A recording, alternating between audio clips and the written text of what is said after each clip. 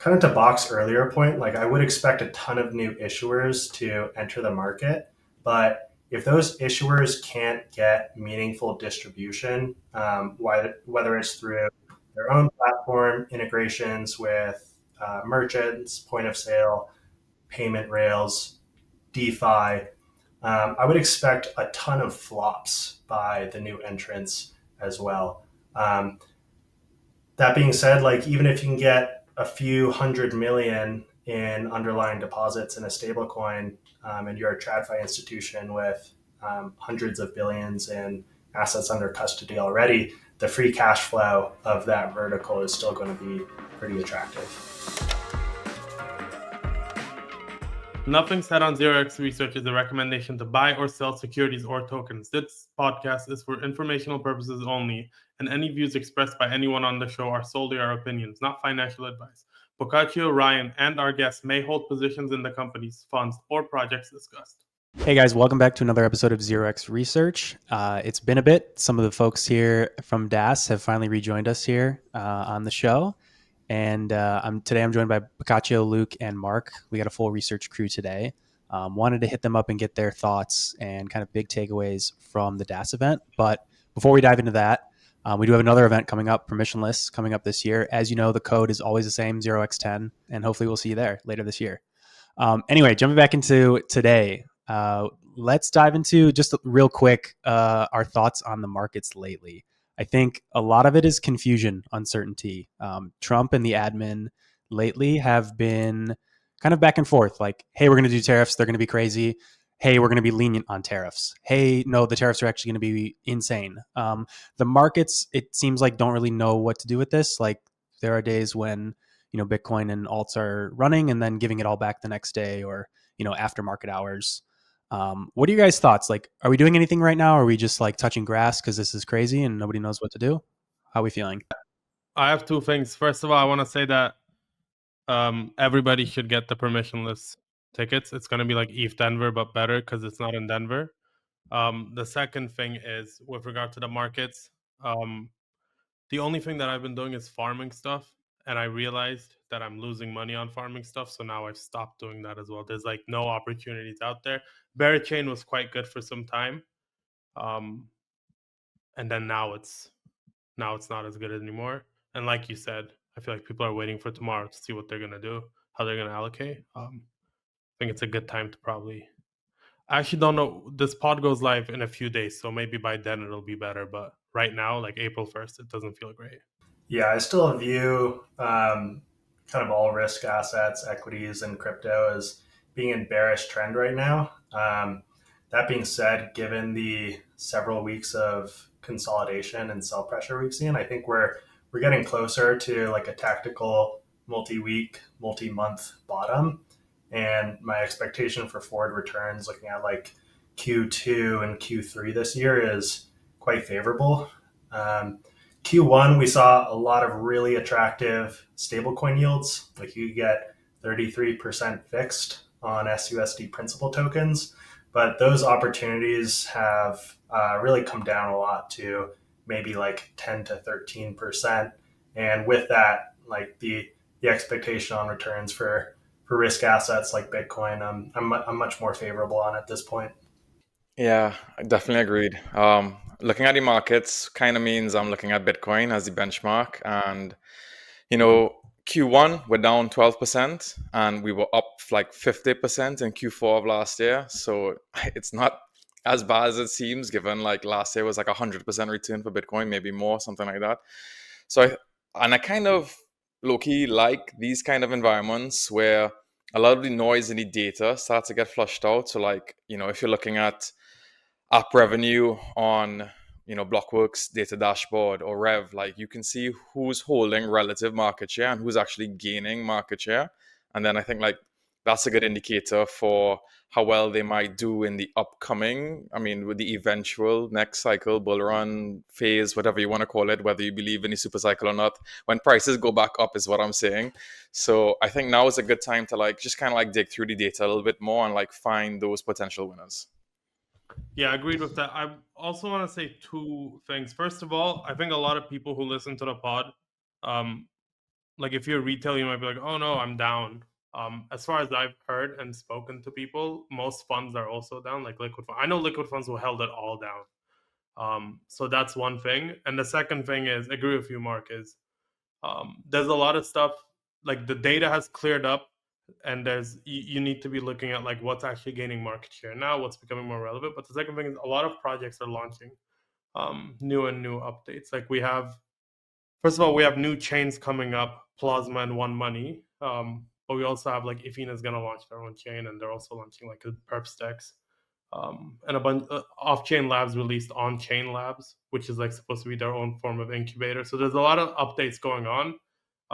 I think even if you're not trading, which is probably the right call, I do think it's like I spent the past week working over some of my research frameworks and figuring out what I need to keep tracking, what I need to not keep tracking. And that's where, Mark, what you said comes in, where it's like you need to filter out some bad data and look at like what's becoming relevant again and what's not relevant anymore. Also, Monad and Initia, those are other L1s, Mega Eve. Like these things are going to launch, and you want to have a short list of what you are interested in, and then potentially try those out and see if it's worth what they come out at, etc. Yeah, the SVM chains as well. Like Yeah. Fogo, I think, just announced their testnet as well. So yeah, I definitely agree. I mean, there's a lot of new things that are sort of brewing that aren't quite here yet, but it's definitely one of those times where you want to be looking around and kind of aware of what's going on before it happens. Early to the news rather than late to the announcement. I think on your point on farming too, like I would agree, like Luke and Buck, I think you guys both kind of commented on this, like yields have come down, the activity has come down, general leverage and craziness on these chains has come down. So those types of like free kind of yield opportunities have gone away. Though I have noticed that there are chains and opportunities like Aptos and Sui, they're doing like crazy incentivization programs right now where you can get, double digit, sometimes 20% plus on stable pools, paid in, in native stablecoins. So like a USDC, maybe FDS USD, USDT, and then paid in like a SWI or paid in Aptos or other tokens. So there's always some kind of opportunity out there if you look hard enough. Now, obviously, these won't last forever. Like they're not going to. Same with PayPal kind of had their run at paying out pretty crazy incentives early on in their like growth attempt. You're not going to be able to afford that forever, but for people who are tuned in, that's kind of maybe a yield opportunity you can go after. But let's maybe jump into DAS and the event. Guys kind of highlighted general thoughts on the market, but like, what are some of the big takeaways from DAS, the event? Like, I think you mentioned, retail guys are down, liquid funds are down. Obviously, this event was pretty focused on institutions. Like, how are the institutions feeling? What are we thinking about? And what are like the big categories and trends, apps, et cetera, that we're thinking about right now more heavily? Luke, Mark, you guys are going to have a lot more to say than I do, so I'm just going to put out the obvious stuff. First of all, stablecoins. I don't know how the hell you're going to get exposure to it. Probably Athena. I know Luke has some thoughts on tangential money market plays. I'm like, I don't know how much I like that. That was the big thing, stablecoins. The second thing is, and Mipa has tweeted about this, there's a massive divergence in how but like crypto Twitter, or like I guess the natives think, versus how the institutions are approaching it. Like it doesn't matter to institutions because they're like, this is a long-term play. I'm like 5-10 years. I think this is a valuable asset class. I want to get involved. I want to build it. Like I want to use it in the back end for settlement. I want to buy the ETFs. I want to offer ETFs, whatever. Versus for us, it's all doom and gloom, and I'm gonna kill myself, and everything is going down horribly. So I think there's like a massive difference in how we view it versus how they view it. And to them, it's a very like everything is becoming legitimized. Regulation is coming in, so it's a lot easier for them to handle whatever may come up.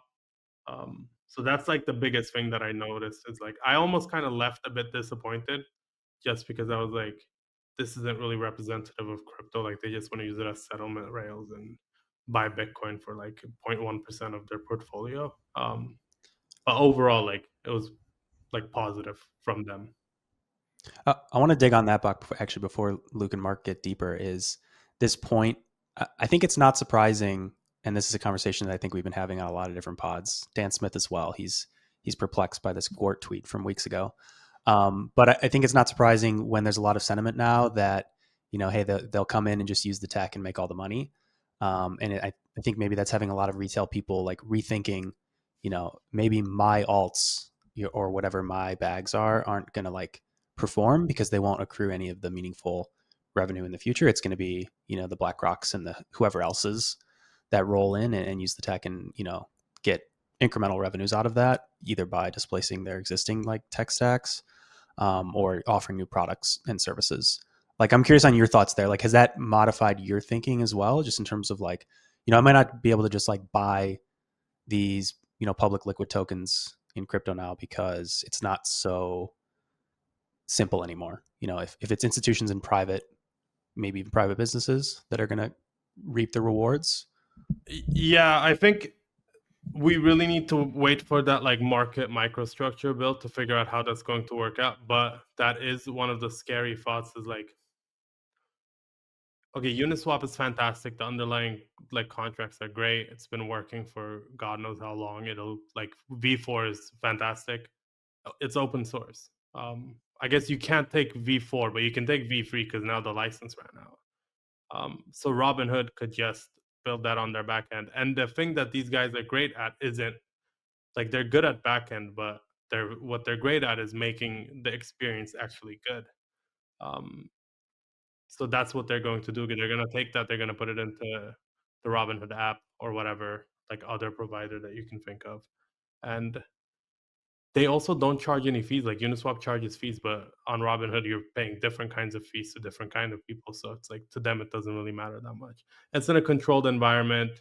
I don't know how they're going to be approaching that. I imagine you can't just offer any token to anybody. But yeah, like I agree with what Gord said. I think it's a scary thought.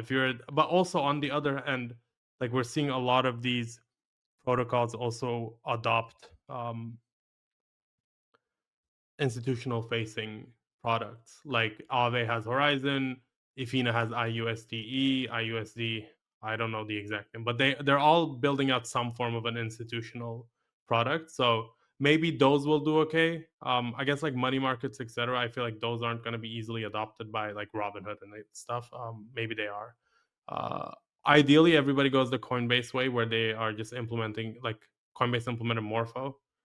Ideally, they all do that. I'm not sure if they will. It depends on the economics and the incentives. If I was them, I wouldn't want to deal with the back end stuff, and I would just say, back end, like you guys handle this, take whatever fee you have to, and I can just work on the front end, because then you don't have to maintain an entire code base all the time.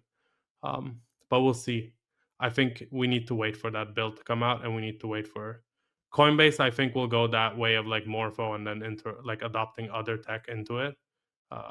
We'll have to see what the actual big guys do. That's not a great answer, but I hope it works. No, I think it was good. And I think Coinbase, they showed their hand again because they're going to be using Uniswap's V4 for permission pools as well on Base. And that kind of continues that trend. But yeah, Luke, Mark, let's continue from there. Like other big takeaways, Bach did mention stablecoins. What else are we thinking about coming out of DAS? I just want to piggyback quickly on Bach's same point. Like one of the talks in DAS, one of the panelists mentioned that similar theme to Gwart's tweet that these Web2 companies, TradFi companies will just come in and build existing code. And the talk was on the trade of the millennia. And that kind of, first of all, that kind of frames how these institutions are thinking about it. Like the title of the panel is in, millennia, very long time, years, decades thinking, right? And then secondly, the panelists were saying that public equities might be that trade, specifically the ones who adopt blockchain rails on the back end, that they might be in the position to have, the most value capture from that. And I don't think that's too far-fetched. I mean, like we're seeing it with Coinbase already, and then Robinhood to an extent. I mean, these are obviously a little bit more crypto native, crypto adjacent companies, but we've seen trials with this before with like Starbucks' loyalty points program and other Web2 companies as well, right? Whether they were failures or not, so, with regulations, it might become a little bit easier to do those experimentations. But even existing crypto companies like Uniswap Bob was saying, like, you can use them, you can integrate them into Coinbase, but they have Uniswap Labs, right? They have a Uniswap wallet, and these are the front ends that they build to capture some revenues from the protocol that they build that doesn't have any revenues. And then we've recently seen Arbitrum do something similar with On-Chain Labs, like as a sort of an advisory council to help developers build on it. And there's a few others who are moving towards this trend. Crypto native companies who've built these protocols that might not have the greatest revenue capture versus market cap, and plus token dilution. And what they end up doing is they spin off the foundation, and then they spin off a labs entity, which they then use to try and get value for the team. And there was a great chart that I saw where there's the capital structure where you have bonds on top, then preferred equity, then regular stocks, and then at the bottom of that pyramid is tokens. And I really like that capital structure, and it, highest risk, less rights to any claims on cash flows, assets, bankruptcy, anything. So I kind of think that that's a good framing for how tokens should be viewed and valued going forward. But my overarching point was that it's not just Web 2 that's trying to circumvent and use all of the hard work, all the open source technology. It's the crypto protocols themselves as well. Yeah, my takeaways for DAS were, it was probably my favorite conference I've been to in crypto, which gets me a lot more bulled up for permissionless in just a few months. The quality of attendees and speakers was incredibly high, and the sentiment was serious, focused, and had high intent. And there was no signs of froth nor sorrow from Q1's poor price action, which was really nice to see and experience in person at the conference. Themes that I thought were most pertinent were certainly Bitcoin and stablecoins. Nothing about the conference got me bearish Bitcoin dominance at all. And I think two themes coming out of it that I'd stay bullish on are Bitcoin dominance trends higher, and so does stablecoin dominance as well, particularly with pending regulation in the United States with the Genius Act and the Stable Act that I'm sure we'll touch on later in this podcast. But I would expect a huge influx of new issuers to enter the stablecoin market as basically a first avenue to both utilize and offer like an on-chain crypto product. Looking at the stablecoin market at large, it's continued to make new all-time highs in the total stablecoin supply, I think eclipsing just under 240 billion. Most of this growth has been driven by Tether, followed by Circle's USDC. Those two combined make up about 90%, just under, of the total stablecoin market. And really, I don't see this trend stopping, particularly as stablecoins on these on-chain venues can offer like pretty attractive risk premiums to falling risk-free rates in TradFi markets. I think that the incentive to both deploy and utilize stablecoins on-chain and in DeFi for lend, borrow, or speculation is just quite compelling. And yeah, looking at like top stablecoin issuers, Tether number one, Circle number two, and there's really this huge long tail of other issuers that are either centralized or decentralized that make up a few billion or just under a billion in total supply that really have been completely unable to gain meaningful market share against those two incumbents, Tether and Circle. But that being said, like if we look at Tether's profitability, perhaps we could move to one of those slides. Tether like demonstrates super normal profitability and margins compared to pretty much any business existing or ever. Looking at like their profit per employee, this is of course taking their third-party audited financials for face value.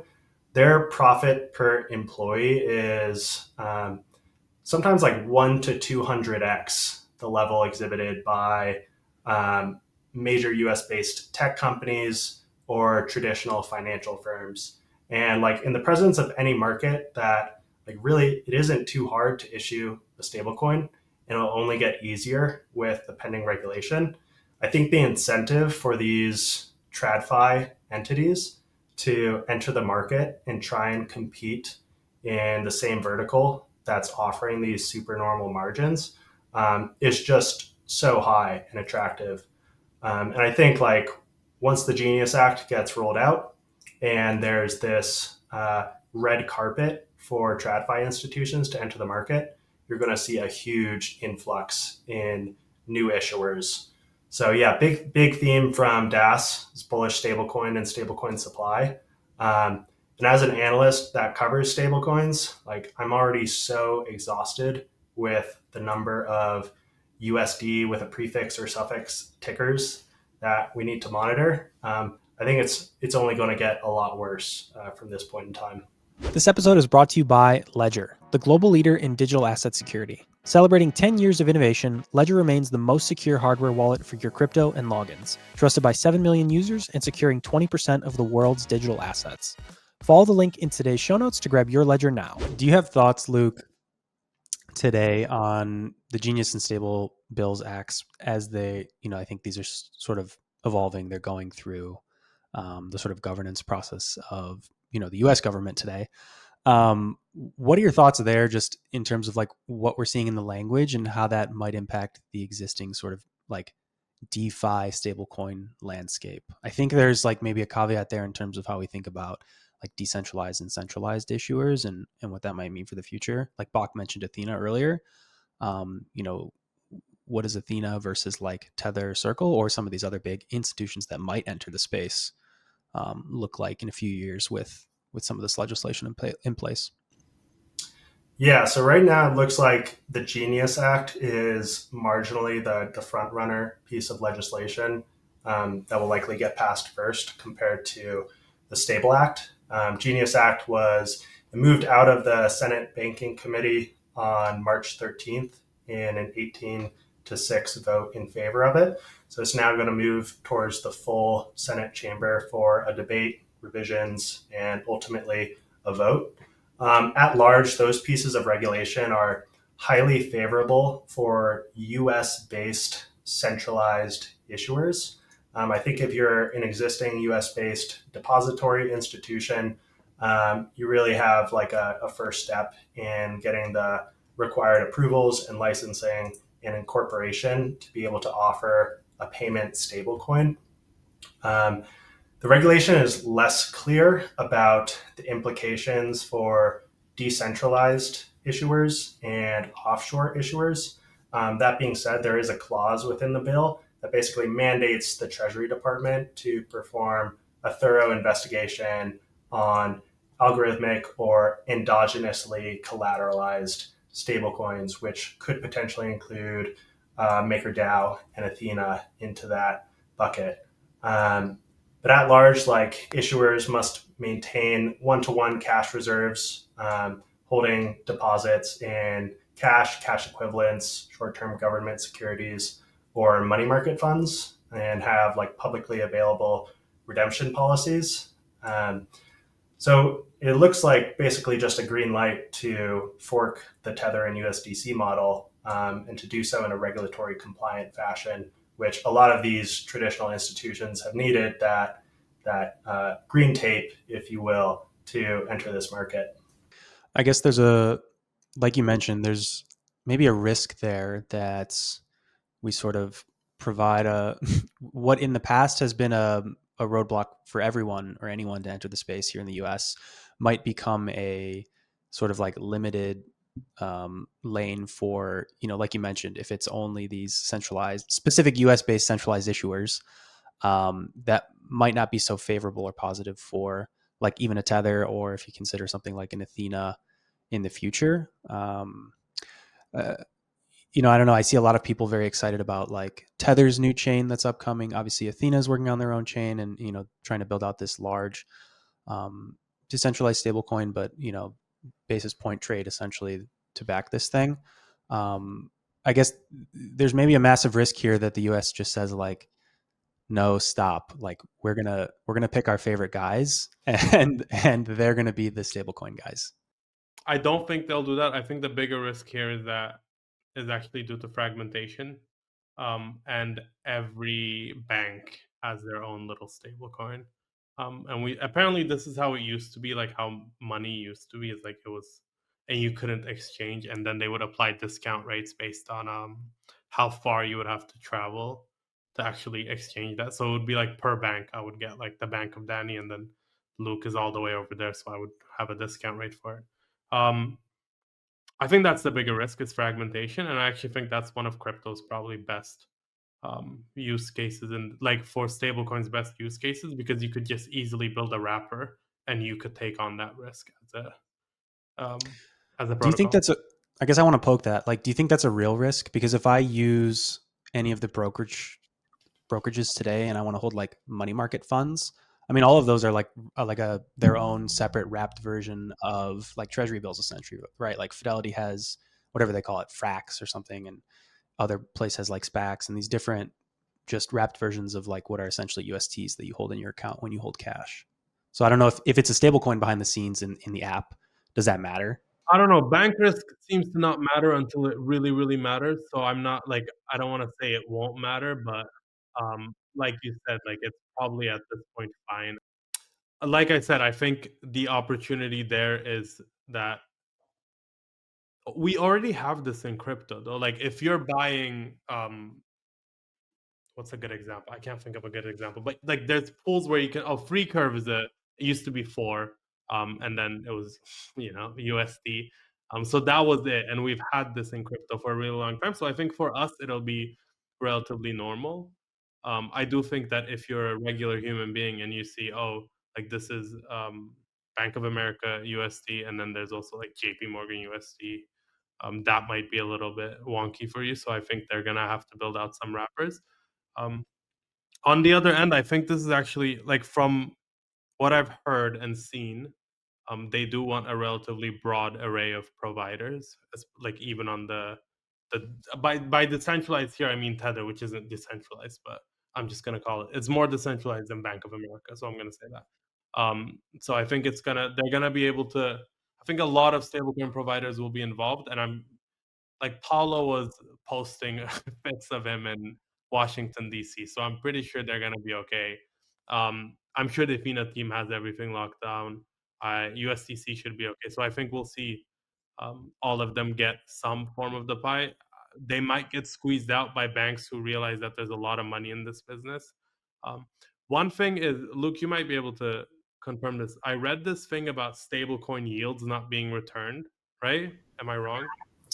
Yeah, per the Stable Act, it's forbidden to have a yield bearing stablecoin as a payment stablecoin. Yeah. So if I'm Bank of America and I can issue a stablecoin and just keep all of the T-bill yield, I'm doing that, and there's nothing that anybody can do to stop. Like it's a money making machine. Tether has been making money. USDC has been making money. I wouldn't doubt that they don't get. Like I imagine they're going to be very aggressive in getting in this business if there's a lot of money to be made. But I have heard bankers specifically say that they actually don't want to do it. So I don't know. To me, it seems like one of the easiest opportunities out there for like a bank to make money.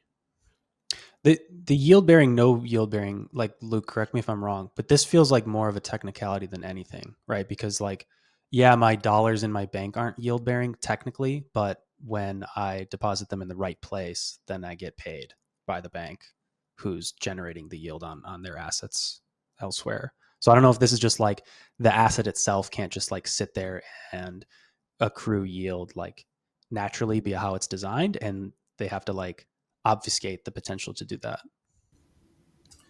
Yeah, I Or think not obfuscate, but maybe like wrap it, put it behind a like sort of regulated interface. Essentially, maybe that's the better way to say it. you hit the nail on the head there, about the technicality of not having the instrument like redenominate, and maintain its one-to-one parity as a payment stablecoin. I think a lot of that line item in the bill is also, to an extent, to protect the profitability of U.S. based depository institutions. and allow those entities to basically pocket the yield from the government securities. If it didn't have that line, I would expect kind of a race to the bottom where all that yield gets returned to token holders, and really just the issuers clipping 10 bips as opposed to the full 100% of the treasury rate. Look, one thing is, like, Apple Pay offers 4% on deposits, but not everybody's. There's a limited amount of money that has flowed into Apple Pay, so I'm wondering if they could have just gotten away with it. This isn't very crypto related, but I would like to hear your thoughts on this because they're offering like I'll add to it. Nobody uses it. Yeah, I was going to add and say, like, doesn't the race to the bottom happen anyway, right? Like, there are many institutions where you can go and get what is essentially the full risk-free rate, and then they take some bips on that, and they pocket that versus a savings account that's only giving out like 0.1% and pocketing everything. Yeah, so at large, it seems like pretty much anybody can get away with it as long as they're an offshore issuer not offering the instruments to US based persons, which is, of course, a difficult thing to gatekeep, except for the point of mint and redemption. Kind of to Bach's earlier point, like I would expect a ton of new issuers to enter the market, but if those issuers can't get meaningful distribution, whether it's through their own platform integrations with merchants, point of sale, payment rails, DeFi, I would expect a ton of flops by the new entrants as well. That being said, like even if you can get a few 100 million in underlying deposits in a stablecoin, and you're a TradFi institution with hundreds of billions in assets under custody already, the free cash flow of that vertical is still going to be pretty attractive. Ledger is the global leader in digital asset security, trusted by 7 million users and securing 20% of the world's digital assets. In recent years, Ledger has built a comprehensive ecosystem of products and services, making digital ownership more secure and accessible for everyone. Ledger's newest devices, Ledger Stacks and Ledger Flex, introduce the world's first secure touchscreens, making it easier and safer to manage your transactions and assets. Alongside Ledger Stacks and Ledger Flex, they have also launched the Ledger Security Key app, offering a safer alternative to traditional passwords and enhancing your digital security. Follow the link into today's show notes to get started with Ledger today. I want to bring up Plasma and the other guys, and specifically, we mentioned that these guys are launching their own chains, and I think Plasma's kind of positioned to become kind of a home, and so is Athena's convergence for these new stable coins, because as far as I understand, Tron has gotten actually quite expensive to use, which is why they've decided to launch Plasma and then have like zero gas fees. I imagine both Plasma and Athena's converge and One Money, etc., make a bid for these new stable coins that are going to be launched by banks and whatnot. So that's potentially something to watch out for. And on that end, for DeFi integration, I think what PayPal did with the 20%, we'll see a few more of those instances. If somebody actually wants to get involved in DeFi, and I don't think that they necessarily have to, but if a bank, I guess like or like whatever payment provider, some form of a traditional financial institution wants to get involved, I think we'll see some elevated yields, maybe later on this year, early next year, from some of these stablecoins that want to increase utilization. What do you think about the success of Plasma? They say it's going to be a decentralized chain, TBD, but they say it's also going to be free transactions. And if that's the case, it's going to be the first real major like free transaction stablecoin purpose chain. Like, how do you think they're going to be able to handle that en masse? Well, I imagine this is like just them they don't need to make money on Plasma. They just need to increase Tether's like USDT's usable. I mean, Tether already makes billions of dollars. They don't need to do anything. They just like More from the spam side. The spam is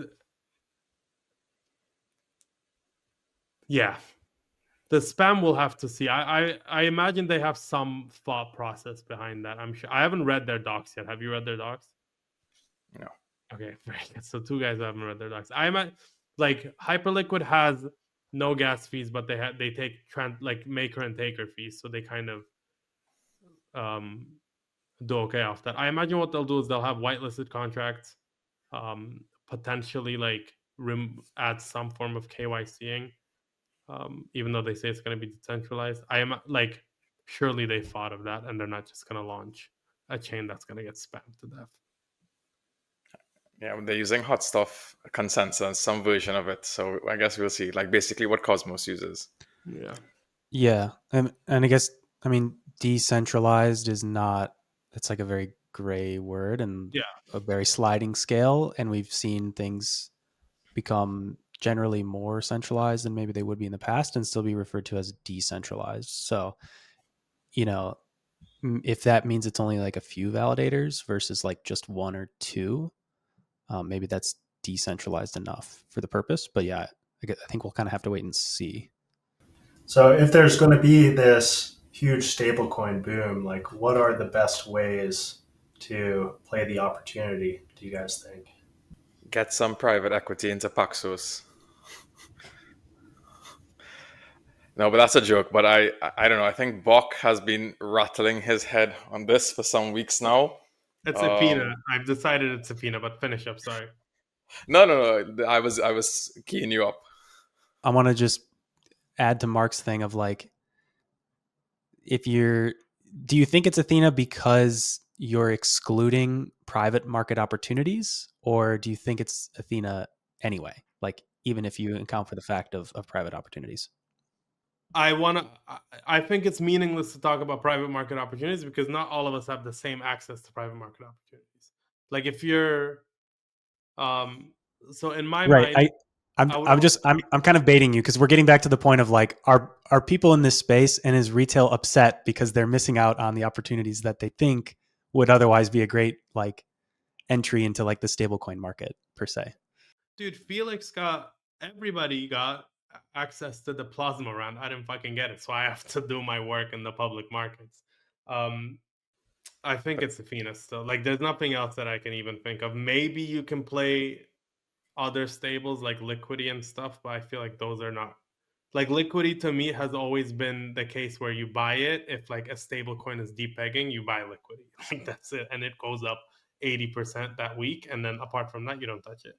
I do like the team and I like the product. Like, I think it's cool. You should have a decentralized alternative, but like that's what the token has become. The versus with Athena, I think it has the stablecoin headwinds, and it also has its own. Like Guy is a good founder. They have a pretty clear roadmap that makes sense as well. They're not like launching a SocialFi platform on Polygon. They're like building out actually useful stuff for the Athena product. So I think it's that. I know Luke has some horrible takes on money markets that he can I talk want to tee up Luke, but I do think if you want to go like tangential and not directly trying to like long a stablecoin team, then like my first thoughts would be something like maybe a Pendle, and a Pendle like product where you can bet on like interest rate markets in the future if you think institutions are going to get into this space.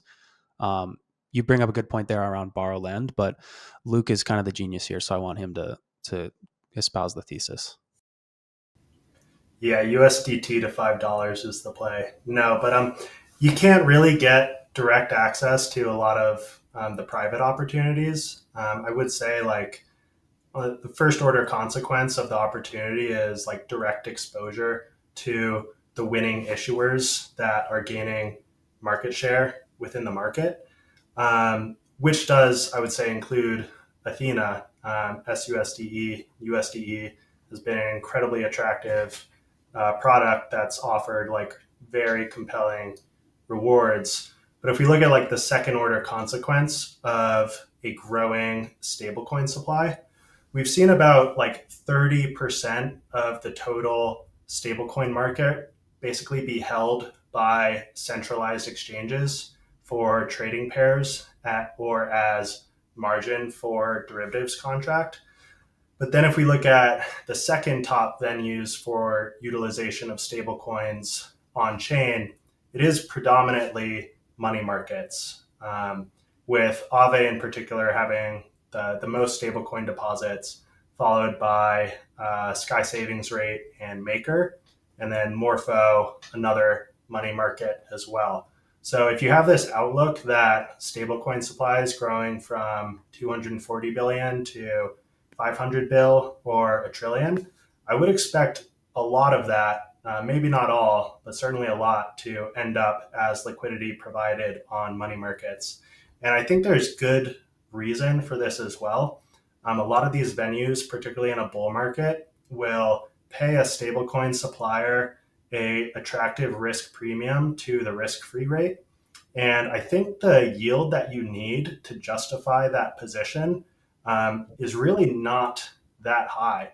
If you think of Aave, they've originated currently about 12 billion in loans. That has turned over multiples of times, and they've only incurred, I think, like 3 to 5 million in bad debt historically. So the yield you need to justify lending secured and over collateralized on chain, I really don't think you need that much of a premium for it to make sense. And a lot of these venues have consistently offered that. That being said, if you were to see bear market trends continue and the yield you get on stablecoin supply positions on money markets were to drop beneath the risk-free rate, I would get pretty bearish the trend in the overall stablecoin market. Then what I want to highlight in particular is if you expect a lot of new decentralized issuers to enter the market, we've seen Pendle be perhaps the premier go-to-market venue for getting liquidity and deposits for new stablecoin tokens, where frequently the decentralized issuer will offer boosted incentives to either the LP on Pendle or the YT holders, which allow the YTs to be pretty effective vehicles to get leverage exposure to airdrops or emissions from that issuer. So then what happens is everyone apes the YT, it drives the implied yield higher, and then you can get really attractive fixed yields on the underlying stablecoin. Then, of course, Pendle as a protocol basically gets to clip 3% of the overall emissions and yield paid out to the YT holders. And we've seen Pendle have huge success with the launch of Athena's USDE and a number of others, Level, Resolve. I'm sure there's more that I can't even name because I can't keep track of them. But that one in particular, I would expect to benefit from decentralized issuer growth. I do want to make one caveat here, and that's that, look, I agree with your thought of the money markets and Pendle. I do think that they're good ways to get exposure to this.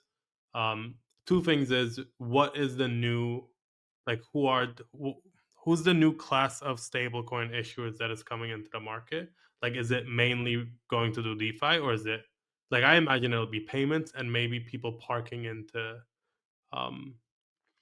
this was a big DAS takeaway for me, was settlement. Like, people don't really care about decentralized finance. They really care about settlement. They care about T0, no like T2 and T1.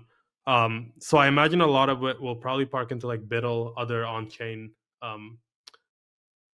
KYC, like real world asset funds. So a lot of it could also go there, which is something that you need to be careful about. Just because there is like 400, $500 billion in stablecoins coming in, a lot of it might actually go into those funds and then just sit in like some wallet for payments. Or it could go into under collateralized lending, which I feel like will maybe take off this time around. We'll see. So that's something to consider before you say, well, you didn't say this, Luke, but I'm going to make it seem like you said it. Like, oh, all the new money is going to go into Aave and Pendle. I don't know if that's going to happen, but something to think about. I will say that Pendle has come up on your radar. If you're monitoring market share on revenue, Pendle is definitely a good one.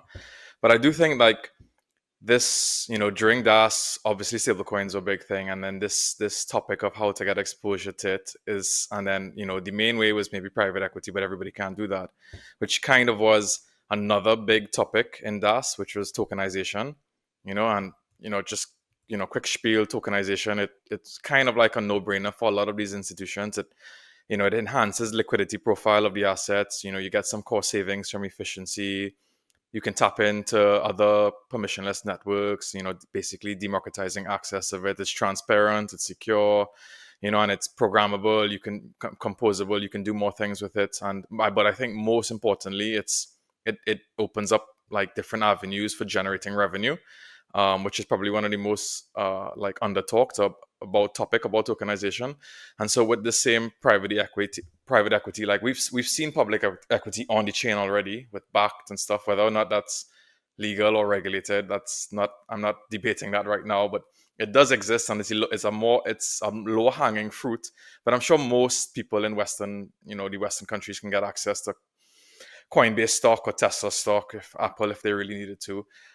It's more these opportunities that maybe some of us, many of the listeners and who can't get access to, is these private rounds. And I would love to have more tokenized opportunities on chain. Like I'm looking at, years ago I was looking at trying to get access to OpenAI or maybe SpaceX stock, and it's a very roundabout way through Shepherd something, a mutual fund. I get 1% exposure.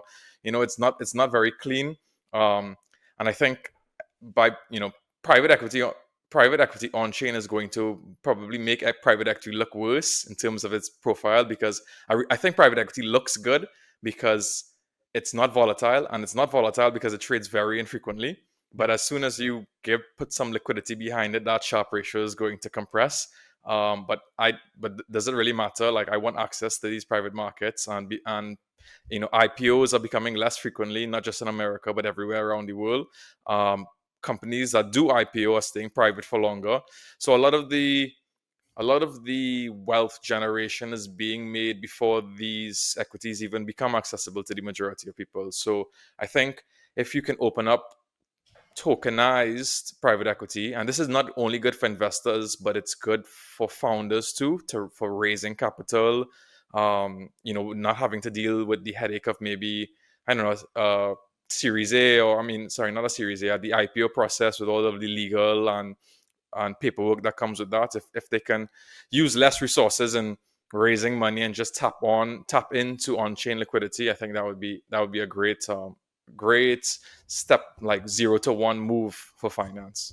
Mark, I completely agree with you. On the public equity side, I do think that it should come on chain, and just for like one very simple, I think private equity is more important, but I think there's a new class of investors that are increasingly using crypto as their main venue of buying and selling stuff.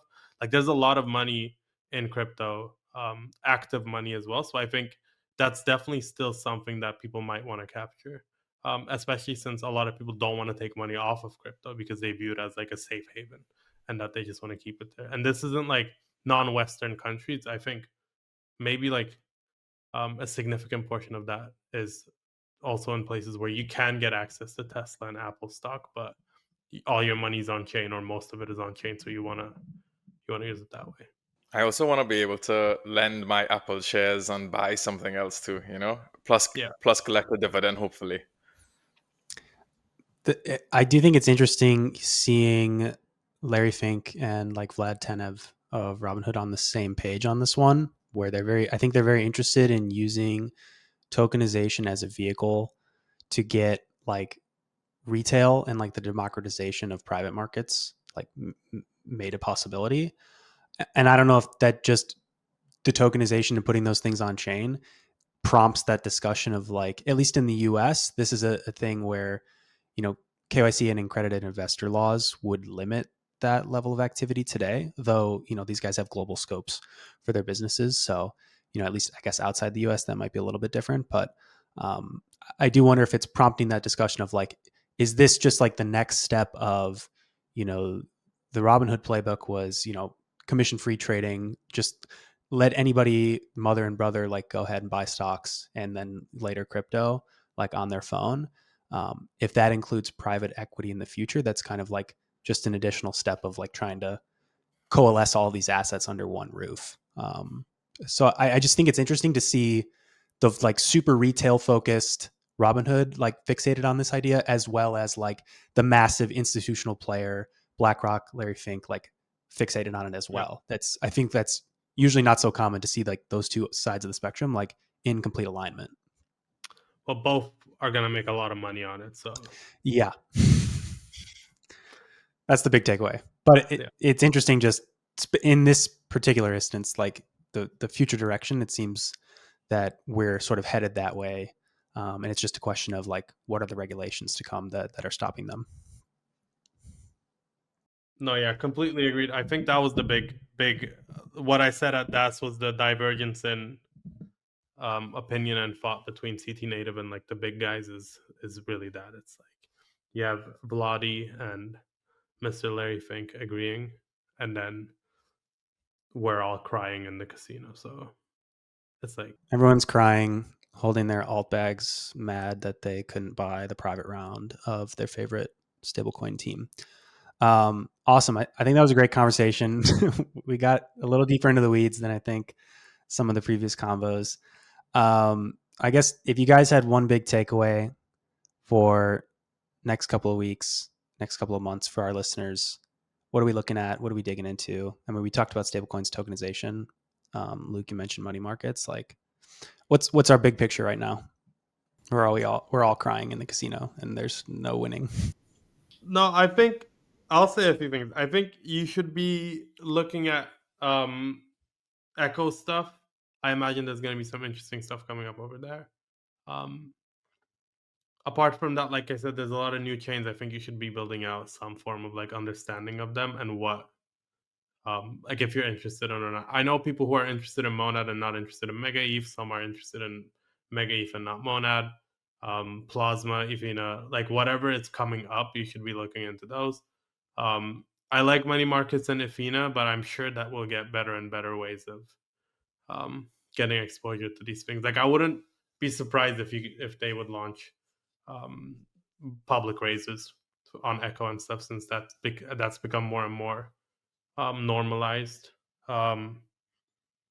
Apart from that, I think it's like really the time to just hone in on stuff that you haven't looked into. Like I know everybody has a list of things that they need to do in crypto and they haven't done it because the bull was there, and now we're like kind of in a lull. So I imagine people should take maybe a couple days to really read into Morpho or Euler or something. Euler. I'm gonna get killed if I say Euler again. I think Echo is a good shout. I also just want to reiterate what I said at the beginning of the show, like start to look at more fundamental data, who's gaining more market share, these more quote unquote defensive players in crypto, even though I don't know if that really exists.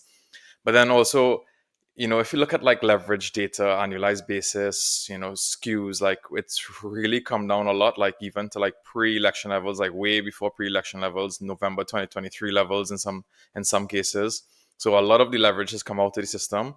And I might be a broken record when I say this, but I think ETFs are a key like metric to look at into Bitcoin.